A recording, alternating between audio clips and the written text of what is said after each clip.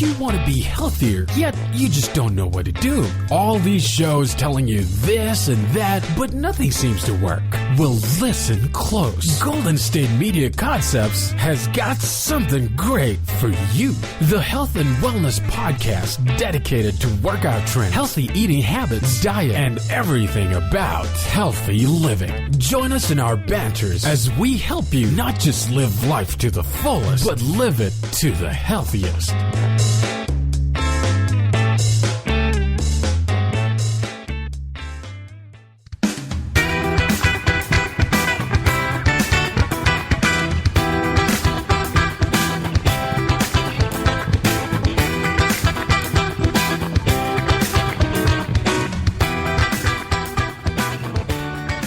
Hello and welcome to the GSMC Health and Wellness Podcast, brought to you by the GSMC Podcast Network. I am your host, Sarah, and I hope you are having a wonderful February so far. I mean, it's only February 2nd, so I hope it's going pretty well so far. I actually can't believe that it's already February. It feels like January just went whoosh and zipped right on by. I'm not really sure where it whooshed off to, but wow, January went fast. And so here we are in February and back to a new episode of the Health and Wellness Podcast. And today I would like to talk about wellness and wholeness in sort of a comprehensive, all-around way.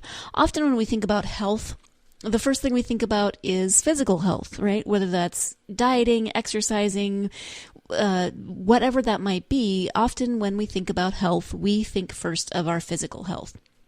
That's expanding a little bit. We're starting to talk a little bit more about mental health, which is good.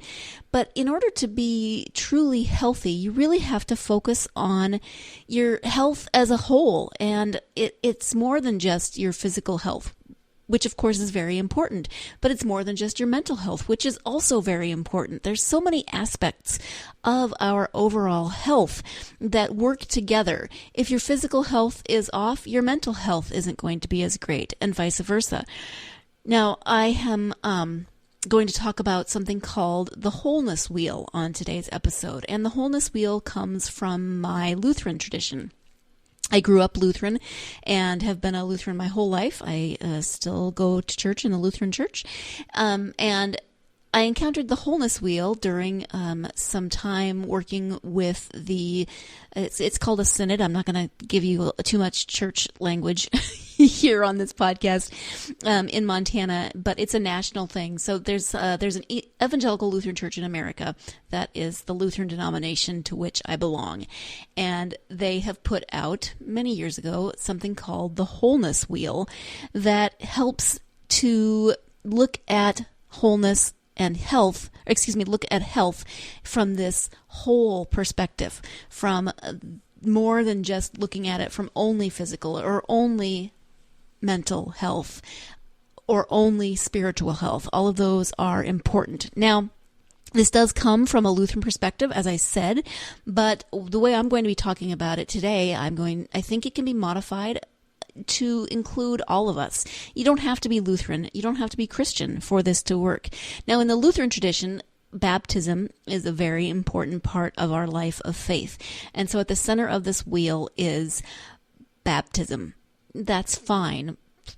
But you do not have to believe in baptism to believe in this wheel, because the wheel itself consists of 6 parts: social and interpersonal well-being, emotional well-being, physical well-being, financial well-being, vocational well-being, and intellectual well-being. 6 parts of our whole self, of our whole well-being. And you do not have to be a member of any certain church for spiritual well-being to be a part of you. You don't even have to necessarily believe in any kind of God for spiritual health to be part of you, but we all believe in something outside of ourselves. And when we are healthy in that belief, that can really help our overall health. So we're going to be talking about each of these sections in this episode. And to start, why don't we go ahead and start with that spiritual well-being.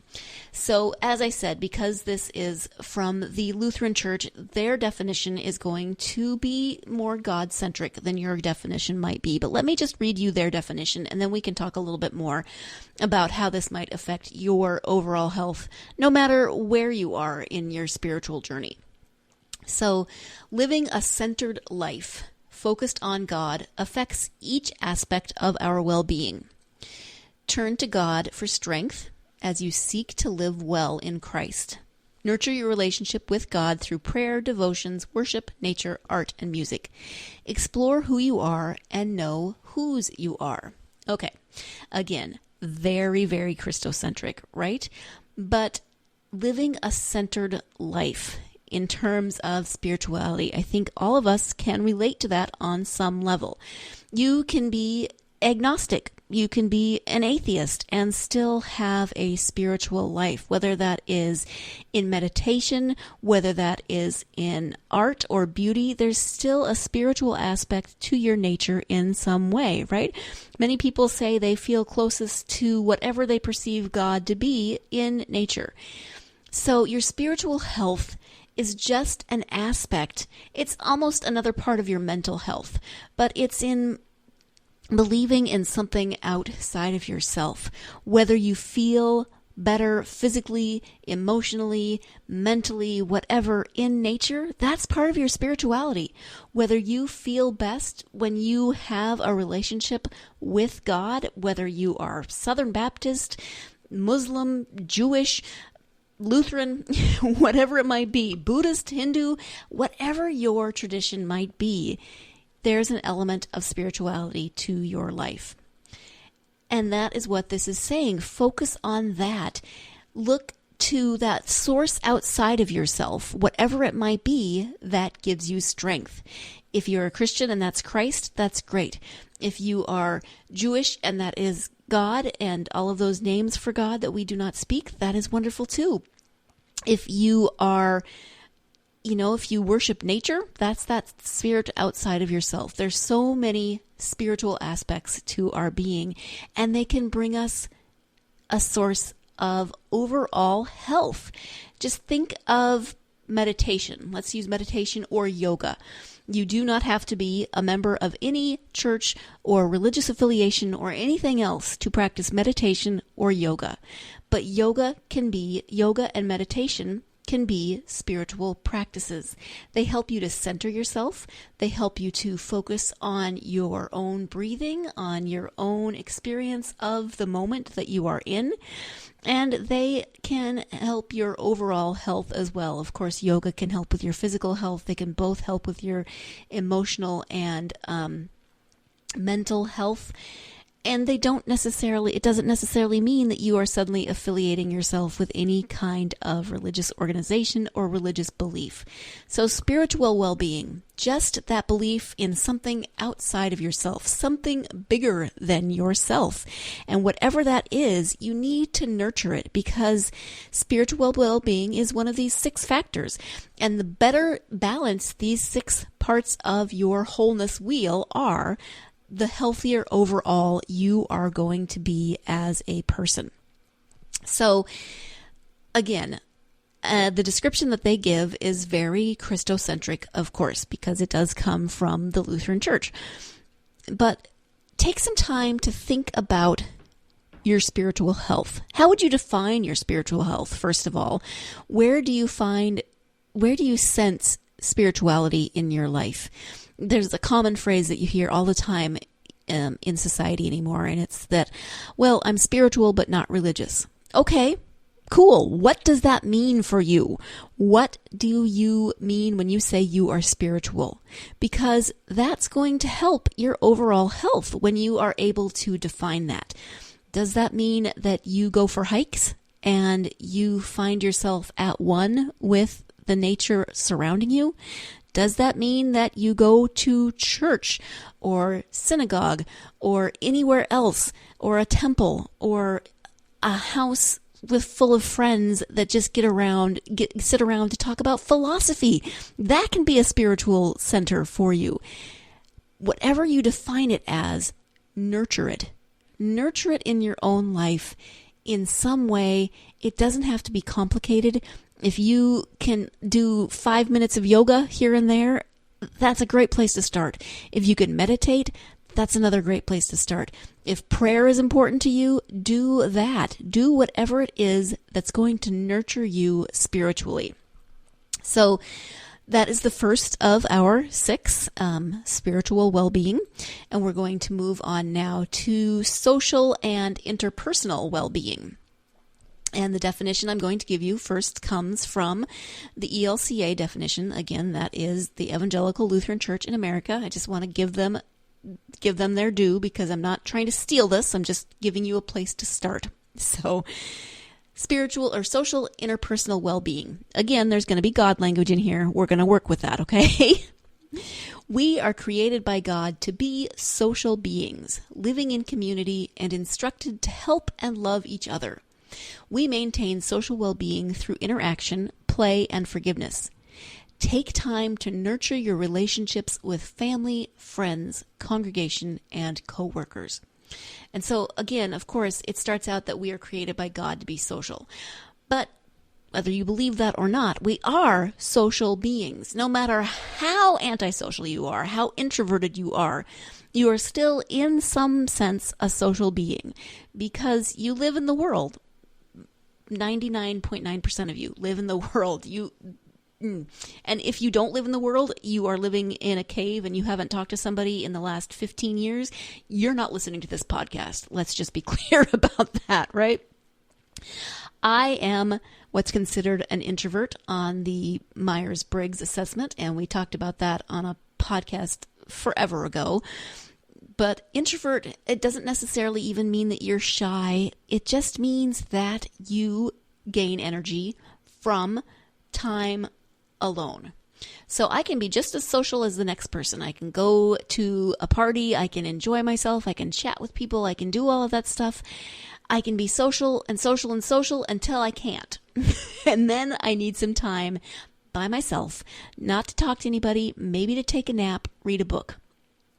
But this social and interpersonal well-being doesn't just mean, are you an introvert or an extrovert? Although that's important to know, because once you know where you gain your energy, do you gain your energy from being around a lot of people all the time? Or does that drain you? Do you gain your energy from more solitary activities? Your social and interpersonal well-being is a part of your overall health. And knowing where you are on that spectrum of introversion and extroversion is going to help you with your social and interpersonal well-being. But this is bigger than that also. So we, no matter how introverted we are or how shy we are or how much the world just makes us want to run away, whatever it is, we still encounter the world. And so when we are emotionally, or when we are intellectually, I keep saying the wrong thing. When our social well-being is taken into account, then we remember that interconnectedness between ourselves and the rest of the world. And, you know, if you are one of those people who maybe you're not in a cave, but you don't like to interact, but you still interact with the world in other ways. Maybe that's online. Maybe you're a gamer and you do the virtual, I sound like a total dork right now. You do the virtual gaming where you talk to other people. Yes, I don't know what I'm talking about here. I've never done it, but I know it exists. There's all kinds of ways that we interact, right? And so we need to take time to nurture those relationships because they are so important. Even nurturing the relationships, this doesn't mean it has to be some giant, huge gesture, but nurturing our relationships. Take time to acknowledge the relationships in your life, knowing that those relationships can be casual, they can be platonic, they can be romantic, they can be that of a coworker, and all of these categories blur into each other. We even have relationships with people that we don't know, people who are very different from us. And we have to take time to nurture those relationships because we do live in the world. We are designed to be, in some sense, social creatures. So knowing that there are other people in the world and taking time to nurture those relationships can help your own overall sense of health, your own. It might affect your mental health. It might affect your physical health. They all interact with each other. But taking time to nurture those relationships, not just with people that you know and love, but even with people that you don't necessarily know. I'm not saying go out and find a stranger and make a friend every day with someone that you've never met. That might work. That might be something that you want to do. What I am saying is take the time to be kind. Take the time to be polite. It's not hard to be polite to the people you interact with every day, from your barista who makes your morning coffee, to the person who bags your groceries, to the person who is serving you food at a restaurant. Be kind. Everyone, there's that cliche, but it's true. Everyone is fighting a battle that you know nothing of. And so take some time to nurture those relationships, even if it's just a smile, even if it's just saying please and thank you, even if it's just saying, how are you? I hope you're having a good day.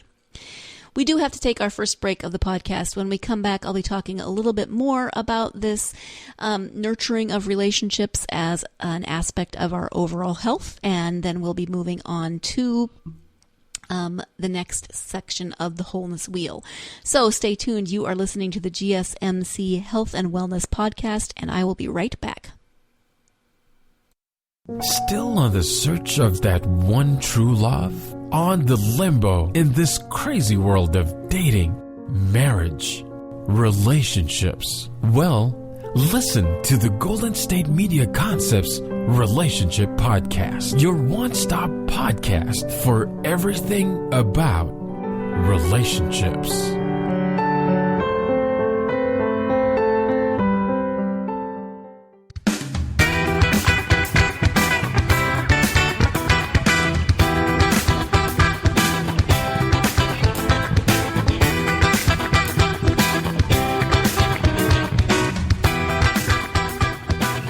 Welcome back to the GSMC Health and Wellness Podcast. We are talking in today's episode about overall health in terms of 6 aspects of overall health that make up what's called the Wholeness Wheel.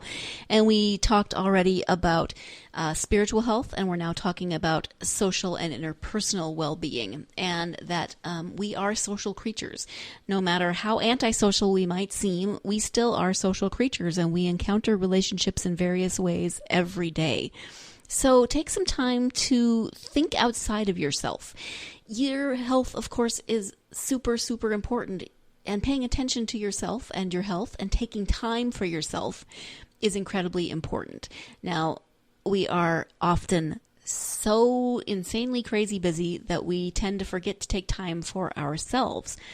But often when we are insanely crazy busy, we are doing so...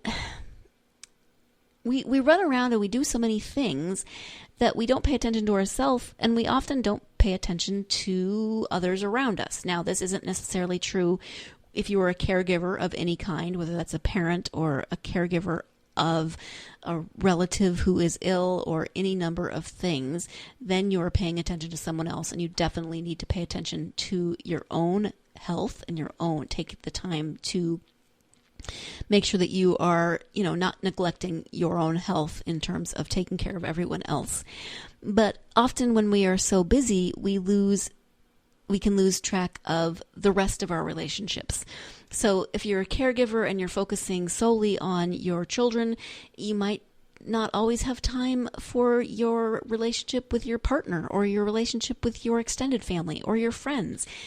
It's all this huge balancing act, right? Our health encompasses so much.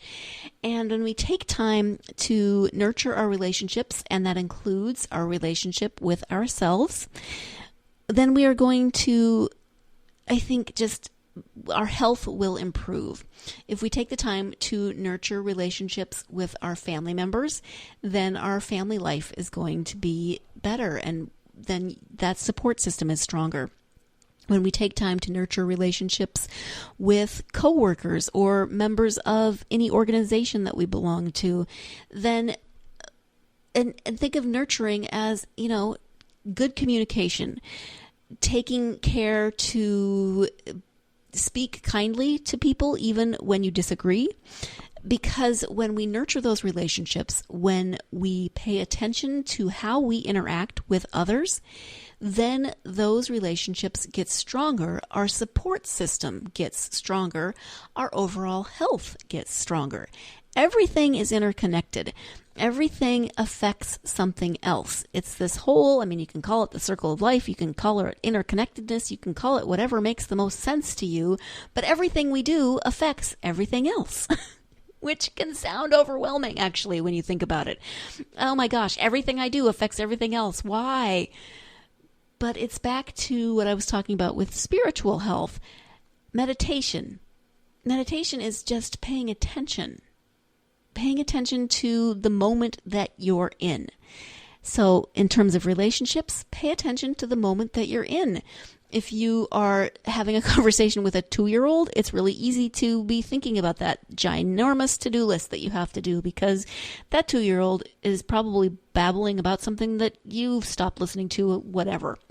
But if you pay attention to the moment that you're in and focus on the person that you're with, the relationship you're in at that current moment, whether that's your 2-year-old, whether that's your mother, whether that is the checker at the grocery store or the person who's just asked you for directions on the street, pay attention to that moment that you're in. Nurture the relationship that is in front of you at the moment, and your overall sense of health will improve.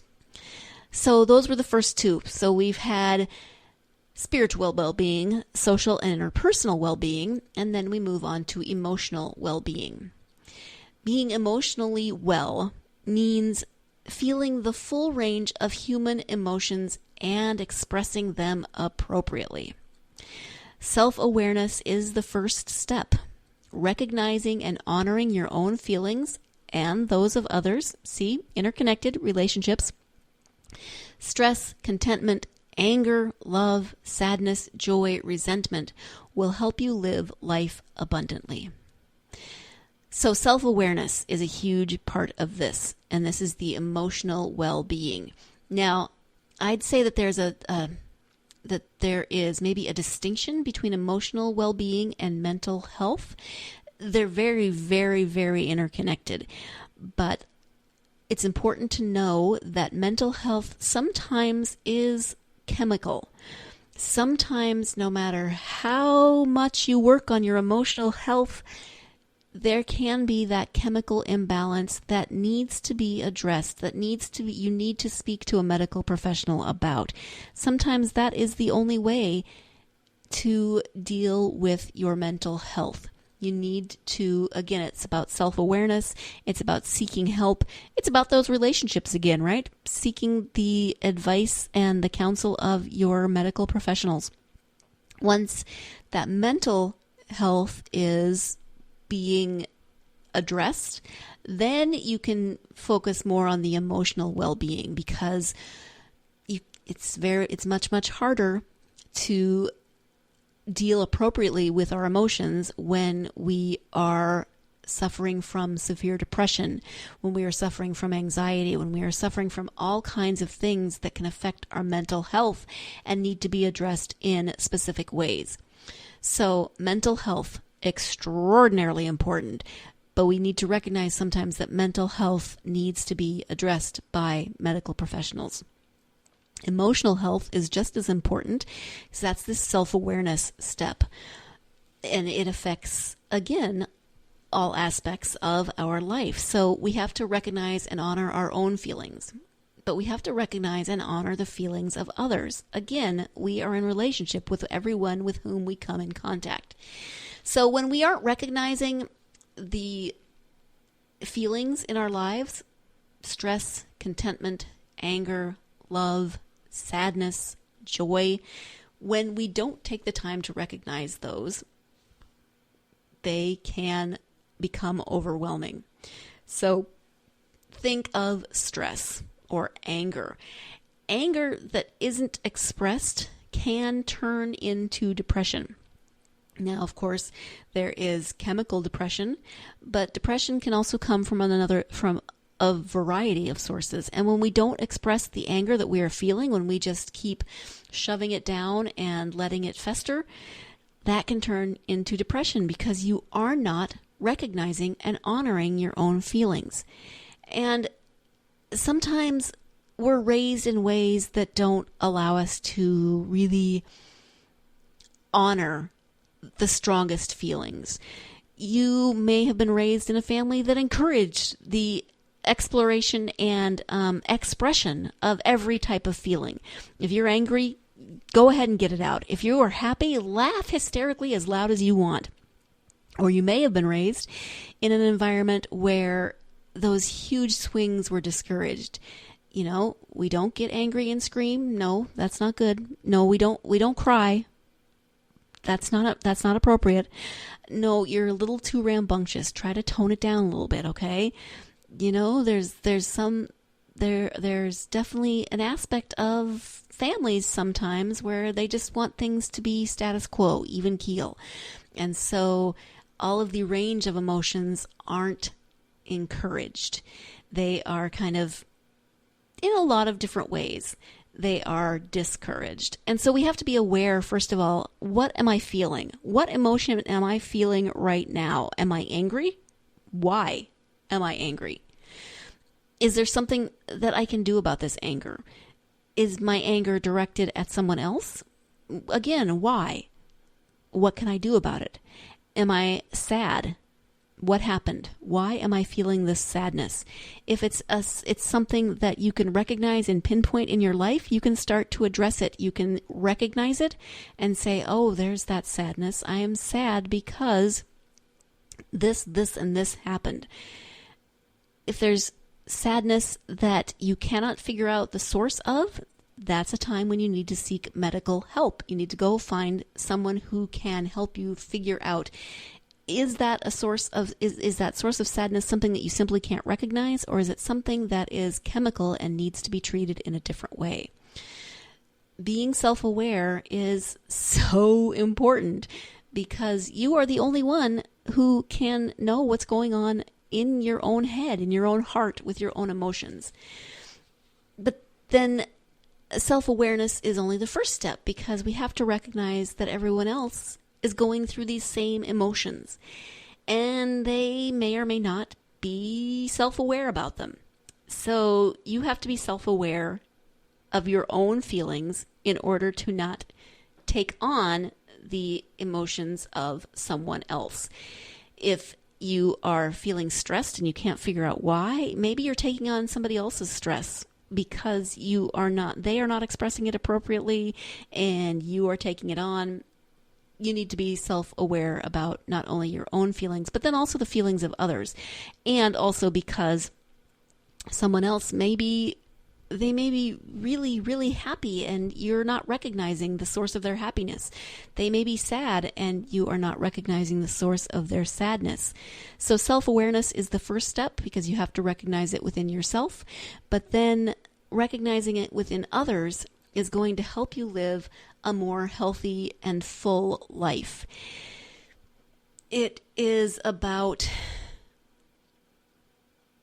when we are healthy, we are able to be in better relationships with others. When we are nurturing ourselves, when we are recognizing our own emotions, then we are able to go out and be in relationship with others, be in better relationship with others. So you're seeing this you see why it's a wholeness wheel, right? Because it's very cyclical, it's very interconnected. All of these things join together to create this overall picture of health. And emotional health is just one more of those things. We are going to take our second break of the podcast now. When we come back, we will be moving on to the fourth aspect of the wholeness wheel, and that is our physical well-being. So stay tuned. You are listening to the GSMC Health and Wellness Podcast, and I will be right back. Tired of searching the vast jungle of podcasts? Now listen close and hear this out. There's a podcast network that covers just about everything that you've been searching. Hey! The Golden State Media Concepts Podcast Network is here. Nothing less than a podcast bliss with endless hours of podcast coverage. From news, sports, music, fashion, cooking, entertainment, fantasy, football, and so much more. So stop lurking around and go straight out to the Golden State Media Concepts Podcast Network. Guaranteed to fill that podcast itch. Whatever it may be. Visit us at www.gsmcpodcast.com. Follow us on Facebook and Twitter, and download us on iTunes, SoundCloud, and Google Play.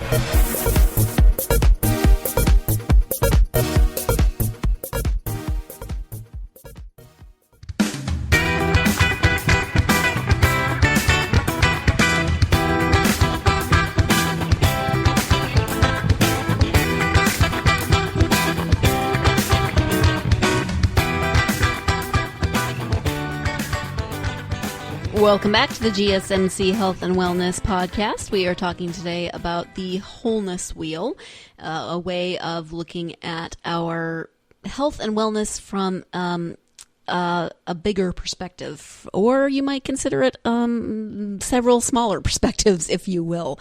But looking at it from just this picture of overall health, not just one or the other, but seeing the way that all of these parts of ourselves and our health fit together and interconnect. So we have covered so far the first three: spiritual well-being, social, interpersonal well-being, and emotional well-being. And now we have moved on to physical well-being, which is a big one. I mean, this is often when people think about health, this is what they think of. They think of diet and exercise, and it's of course incredibly important. I mean, you live in your body your whole life, so you have to take care of it. The definition here on the ELCA page is, while we are not all born perfectly healthy or able to live life without injury or illness, we can live well by tending and nurturing our body as a gift from God. Feed it healthy foods, keep it hydrated, build physical endurance through regular exercise, and respect your body's need for rest. Often when we think of physical health, we think of diet and exercise because we think in terms of weight. We live in a society that has very specific ideas about weight and body image and all of those things. But that is not the most important thing about our physical well-being. The most important thing about our physical well-being is that well-being part of it, that we are healthy. We often, and here's where the overlap and the interconnectedness can happen, because when we spend too much time worrying about our weight in terms of our image and our social image and status, we can start thinking of food in unhealthy ways, which can lead to eating disorders. And that can affect, of course, our mental and emotional health, because we aren't being healthy in the way we are thinking about food. So when you think of food as bad, then that can lead to issues. Of course, there are certain foods that aren't great for us, right? You sit down with a 5-pound bag of sugar and eat it, that's not a good idea. But if you eat that piece of cake at your coworker's baby shower, and then you just start mentally punishing yourself because you ate the cake and you weren't going to eat any cake, that's not good either. Yes, of course, you want to create a nutritional plan, and I say nutritional plan rather than diet because diet has so much baggage attached to it. You want to create a nutritional plan that is going to improve your overall health. You may need to lose weight in terms of health, to avoid those risk factors such as heart disease, diabetes, all of those things that come with gaining weight, joint issues, etc. But when we start thinking in terms of just, oh my gosh, I just ate that piece of cake, now I have to punish my body through physical exercise in order to burn those calories, that can lead to unhealthiness. Think of food as fuel for your body, fuel to do that physical exercise. If you want to work out, and you are going to work out because working out will build your physical endurance and get you healthier, then food is the fuel that you need to run your body. I see so many things where we talk about food as though it's the enemy, and it's really not. We have to change our attitude with food. And this goes back to, again, emotional well-being and how if you want to think about it as a relationship with food, go ahead. You can fall into the social interpersonal well-being as well, because it's a relationship. Food isn't the enemy. Food is necessary, and we need food. Now, of course, some foods are better than others, but beating yourself up over food isn't going to be healthy. Find what works for you. Find a way that you can eat healthy, but don't deny yourself simply because you are holding yourself to some standard that may or may not be attainable. Your body might not be designed to be the perfect size, fill in the blank. Your body might be its healthiest at a weight that society doesn't consider acceptable, sexy, whatever word you want to put in there. And I know it's so hard to change. This goes back again to emotional well-being. It's so hard to change the way we think when we are confronted by beautiful people who have been airbrushed within an inch of their life everywhere. And you see clothes that are put on people that don't look a thing like us. And we think, oh, that's so cute. And then we put it on our own bodies and we're like, well, it was cute on the model and it doesn't look anything like that on me. And now I'm standing in fluorescent lights in front of a 3-way mirror, sobbing, curled up in the fetal position.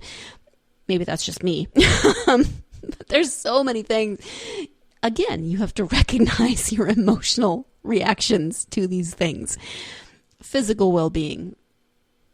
It's not about punishing your body. It's about tending your body, nurturing your body so that it can be the place that you live for your whole life. It's about accepting your body as it is, with its own limitations, with its own challenges, because every body comes with challenges, some of them much, much bigger than others.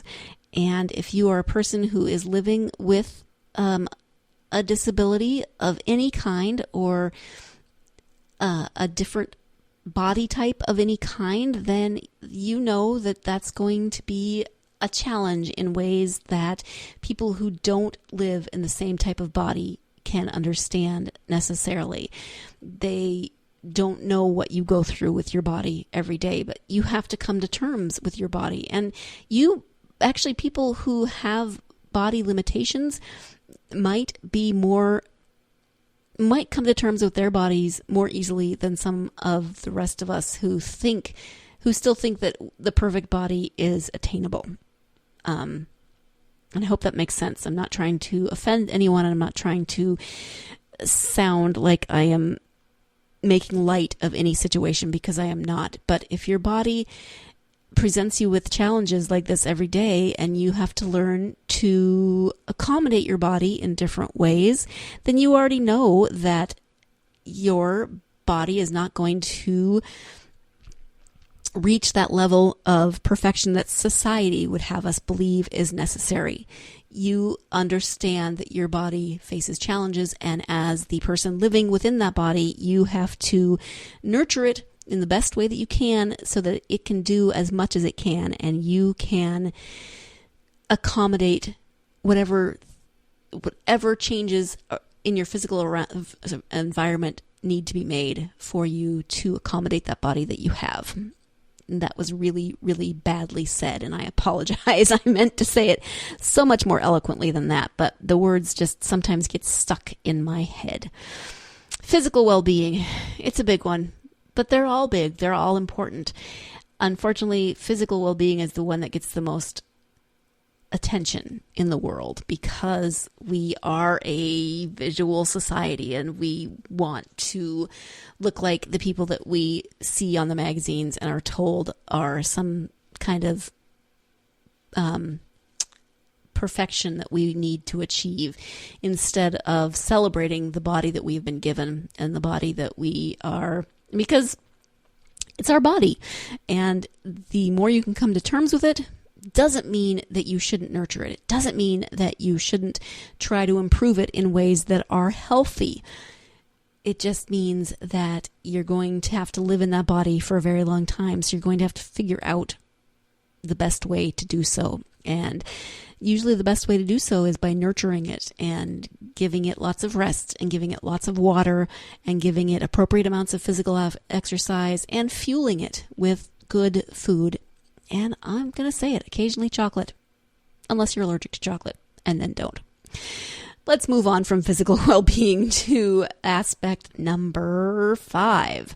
So that is financial well-being. And that might not sound like it should be part of your health and wellness regimen. But again, interconnectedness, everything overlaps. Being financially well involves making decisions based on our values as reflected in the way we save, spend, and share. Tending to one's financial well-being in this way requires us to be resilient, generous, and focused on sustainability. So you can see where this really can hit all of the other, all of those other parts of the wholeness wheel: spiritual, social, emotional, physical, vocational, intellectual well-being. They all come into play here, right?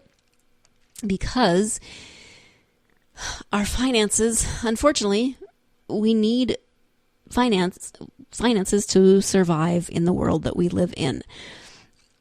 If you are not paying attention to your finances, if you are making decisions to spend outside of your means, that's going to affect your physical well-being. It's going to affect your emotional well-being. Granted, this is so much bigger. If you want to get into economics, if you want to get into socioeconomics, I mean, this is a huge topic that I am not necessarily well versed enough to speak on. I mean, I understand that economics and socioeconomics play a huge role in the financial life of many, many people, and that there are cycles and patterns and things that feel out of control and can be out of our own control. But let's just focus on spending within our means. So paying attention, again, to what is in front of us. Now, if you have expenses that are beyond your monthly paycheck and you are working 2 to 3 jobs already, now that is what I was talking about earlier with economics and socioeconomics and those types of things. And that can be extremely, extremely difficult. And of course, it's going to be detrimental to your overall health. But let's come at this from just kind of an average person who is living in a place where they can afford their job basically matches the cost of living. Okay. Again, I'm not trying to say this in ways that are going to be offensive to anyone. I'm just trying to avoid making this podcast 3 years long, because each and every one of these categories has so many different subcategories that you could talk about. But let's say you're just kind of an average person making your paycheck, paying your rent, etc. You have a budget. And you know that you make X amount of money and you owe X amount of money in bills. Hopefully, the money that you earn in your paycheck is enough to cover those bills, with some for savings and, those rainy day funds and emergencies, etc. Hopefully, that is the case. That's the ideal place to be, right? There are certain things that come into play that we cannot control. But one thing that comes from the society that we live in is, again, keeping up with our neighbors and thinking that we need those material things. And so making decisions to spend outside of our means can really affect our financial well-being. And then we get into things like credit card debt and debt of all kinds, and that's where we can really get into trouble in terms of our financial health when we are spending outside of our means. I'm going to take another quick break. We're going to take the last break of the podcast, and then when we come back, we'll be finishing up with these 6 categories. Talk a little bit more about financial well-being. Stay tuned. You are listening to the GSMC Health and Wellness Podcast, and I will be right back.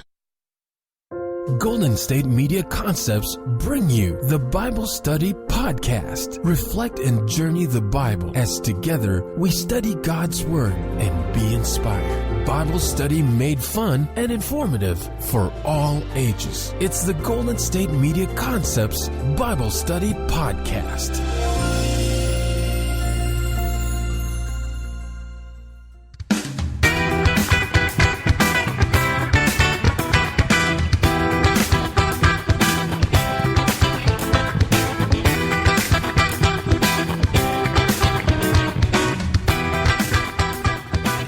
Welcome back to the GSMC Health and Wellness Podcast. I am your host, Sarah, and I can't count. I would just like to point that out.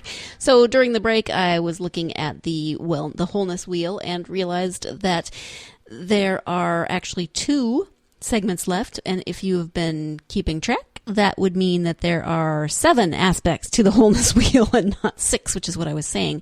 And when I looked at the Wholeness Wheel itself, it's because spiritual well-being is in a circle around the Wholeness Wheel. So remember that I said at the beginning that this is something that I encountered in my life as a Lutheran, that the center of it is baptism.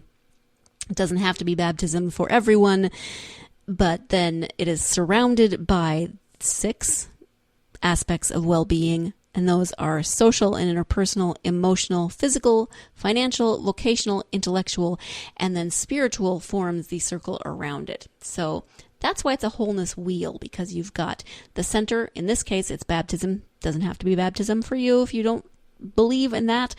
And then the spokes are those 6 aspects surrounded by our spiritual well-being, which is kind of this all-encompassing thing outside of ourselves. So again, I can't count, or I just did not pay appropriate attention to the wholeness wheel that I was talking to you about, that I thought I knew what I was talking about.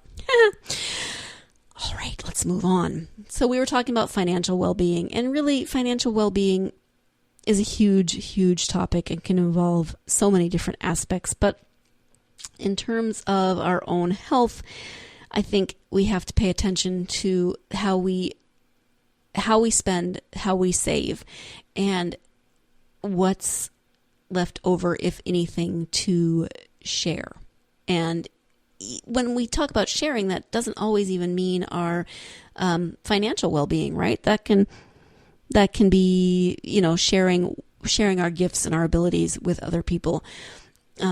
So there's always something to share that isn't necessarily monetary, but saving and spending is really, really important to make sure that we are doing so appropriately, because when you are not doing well financially, and I don't mean when you're not making as much as you would like to make, but when you aren't making enough to meet your basic needs, that is going to affect your overall health, because it's going to affect your emotional health because of the stress of those situations. It's going to affect your physical health because you might not have the medical care that you need because of your financial situation. So this one's really complicated, and it's important to do what you can within the confines of your own situation. Do what you can. Do what you can when you can. There are things that are outside of your control, of course. Moving on, because I'm just going to keep speaking in circles otherwise. Vocational well-being. Not a lot of people talk about vocation. We talk about it in the church sometimes. A lot of people would say that priests or pastors or spiritual leaders have a vocation, but it doesn't have to be a vocation like a religious vocation. Vocation just means when your life's work matches up with your passions, right? So you can have a job that can be your vocation. Our jobs aren't always our vocations. Sometimes our jobs are just means to pay the bills. But when your job can be your vocation, that's pretty amazing. So, and sometimes you have to find your vocation outside of your job. So you have something that pays the bills, but you also have your vocation. And what is that quote? When your greatest desire meets, I'm going to misquote it, so I'm not going to quote it. But basically, when your passion can help the world around you in some way, then that can be a vocation. You might be in a job that isn't your vocation. You have to find ways to express your vocation, your passion. Maybe instead of vocation, we could use the word passion because that might make more sense to some people. What are you good at? What makes you just light up inside? Is it something artistic? Is it something more scientific? What is it that just lights up your whole brain with joy when you do it? Maybe that's not something that you think you can actually make a career or a living at. Maybe it is. But our vocational well-being is finding opportunities to use the gifts and talents that are innate within each one of us, because we all have them. We are all good at something, and we are all passionate about something, and we can use those then not only to help ourselves, but to help others around us. And so you can see, once again, I'm going to say it, interconnectedness, overlapping, these spokes overlap and bleed into one another, and they all affect everything else. So your vocation isn't always your job. Sometimes it is, and when that happens, that's awesome. That is one more step that's just one more aspect of your life that's working out, but it's not always. But find ways to express yourself in terms of your passions, in terms of the gifts and abilities that you've been given, the things that give you joy, because that's going to affect your emotional health. It's going to affect your physical health. It's going to affect your social and interpersonal health. It's just going to affect everything. Overlapping. Maybe I should have called this episode the overlapping episode, because everything is connected. Intellectual well-being. Last one. Using our minds keeps us alert and active. Stay curious. Ask questions and seek answers. Explore new responsibilities, experience new things, and keep an open mind. And remember, knowing when and how to let your mind rest is as important as keeping active. Intellectual well-being. Probably not one that we think about very often, right? Emotional and physical well-being are huge. Financial, we might not think of in terms of well-being so often, but finances tend to take up a lot of brain space. We tend to think about them a lot. Social and interpersonal well-being, well, we live in society, and so we interact on a daily basis. That comes into play. Vocational well-being, you might not think about that quite so much, but it does come up in terms of, okay, what am I going to do next? What job am I going to get? What am I going to train for, etc., etc. Intellectual well-being, though. How often do you think of that one? I love this one, though. I just love stay curious, ask questions, seek answers, do all of those things. And this one is going to help your emotional, physical, mental health also, because there are all those studies that show things like playing solitaire or doing all these little mind exercises can help stave off things like Alzheimer's or dementia, etc. Intellectual well-being is going to feed your emotional well-being. Intellectual well-being is going to feed all of your well-being, because if you're staying curious, if you're asking questions, if you're seeking answers, that's just going to help you overall, because you're going to learn new things. You're going to maybe meet new people. You are going to keep an open mind, which really keeps us healthy on so many levels. When we keep an open mind, when we stay open to new possibilities. So this one is really fun and might be my favorite one, even though it's one that we don't think of often. And for me, I love to read, and I love to read a variety of different genres and a variety. I love to read, and then I love to talk to people about what they read, and I love to learn new things. I mean, even if it's just, I'm working on a giant Excel spreadsheet and I need to figure out how to do this in that spreadsheet. And so I Google it. I get a ridiculous sense of satisfaction from Googling things and figuring out how to do something on PowerPoint or something on Word, or just figuring out how to do something. Or I am cooking and I don't have an ingredient that I need. And so either experimenting on my own to figure out what I can replace that ingredient with, or again, my friend Google and figuring out what I can do because I don't have that ingredient and maybe don't have time to run to the store. I love learning new things. I love staying curious. And this, again, it affects all of these aspects, because if you're staying curious and you're asking questions and you're seeking answers, that means that you're engaging your brain. So your emotional well-being is affected.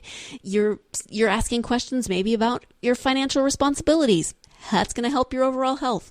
You're asking questions about diet and exercise. Physical health, you are asking questions of your children, your parents, your spouse.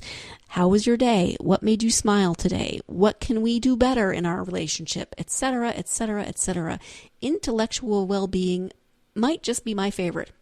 I think I'm going to come down with this one being my favorite, because staying curious, asking questions, seeking answers is going to help you to maintain overall health in all of those other sections as well. But also remember to let your mind rest, to find ways, again, whether that's yoga, whether that's meditation, whether it's reading, whether it's riding your bike or taking a hike, or sounding like Dr. Seuss because you just made a silly rhyme in the middle of a podcast. Whatever it is, find ways to give your brain a rest, because staying curious and asking questions and seeking answers is great. But if you just let your brain swirl and swirl and swirl and swirl and swirl like a hamster in a wheel, that's going to, again, affect your overall health, and it's not going to be good. So I hope that you found something of interest in this whole exercise. Again, if you Google, see, there it is again, Google. If you just look up Wholeness Wheel, it will take you to, there's images of it. Of course, you can just look at an image. It will take you to some of the pages that the ELCA has put out that will give you more information. Again, you do not have to be of a certain denomination or a certain religious background to find help in this wheel. I just think it's an interesting way to look at overall health. So again, spiritual well-being kind of wraps up the whole thing, but those 6 spokes of the wholeness wheel are social, interpersonal well-being, emotional well-being, physical well-being, financial well-being, vocational well-being, intellectual well-being. What would you add? Is there anything that you thought, that should be on there? I think that they should cover this in that wholeness wheel. Or I don't know if I agree with that or not. What do you think about the wholeness wheel as a whole? I got to wrap this up. I'm starting to get loopy. But I would love to hear your thoughts. As always, when at the end of the episode I talk about social media, if you find us on Facebook or Twitter or even Instagram, and I'll post a picture on Instagram of this wholeness wheel so that you can see what it looks like. What do you think? Was there anything that jumped out at you? Was there anything that made you say, oh, that makes a lot of sense? Was there anything that you wished had been present? I would love to hear your thoughts on any of that. Thank you so much for joining me for this episode of the Health and Wellness Podcast. I hope you will join me next time when I will be speaking with Tara Browning, who is an advocate for vaginal birth after surgery or after C-section, called VBAC. She's going to be talking about her experiences. She's going to be talking about some of the research that she's done. And I'm really looking forward to talking to her about something that maybe doesn't get talked about a lot. So looking forward to that. I hope you will join me for that next episode. In the meantime, you can find all of our podcasts at www.gsmcpodcast.com. You can download those podcasts on iTunes, SoundCloud, Google Play, Stitcher, any app that you use for your mobile device. And you can find us on social media, as I was just saying, Facebook, Twitter, Tumblr, and Instagram. Thank you so much for joining me, and I hope that you are able to encompass this idea of overall whole health, whole health. So go out, have a lovely day, have a healthy day, and I will talk to you next time. Thanks. You've been listening to the Golden State Media Concepts Health and Wellness Podcast, part of the Golden State Media Concepts Podcast Network. You can find this show and others like it at www.gsmcpodcast.com. Download our podcast on iTunes, Stitcher, SoundCloud, and Google Play. Just type in GSMC to find all the shows from the Golden State Media Concepts Podcast Network, from movies to music, from sports to entertainment, and even weird news. You can also follow us on Twitter and on Facebook. Thank you, and we hope you have enjoyed today's program.